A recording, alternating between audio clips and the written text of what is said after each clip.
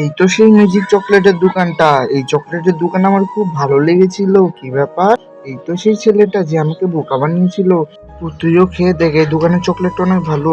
ছোট আপু, ছোট ভাই কি নিবেন?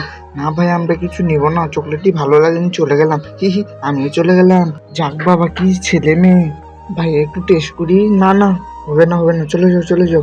যাক বাবা, আজকে তো আমাকে খেতে দিবে না, কিছু একটা বুদ্ধি বের করতে হবে। ওই একটু টেস্ট করি দেও। না না, হবে না। কি বললি? তুই আমাকে, আমার বডি দেখছিস? কি তুই আমাকে মারবি? এ দেখ আমার বডি দেখ। এ আল্লাহ, আমার দিকে আসছে, যাই পালাই পালাই পালাই।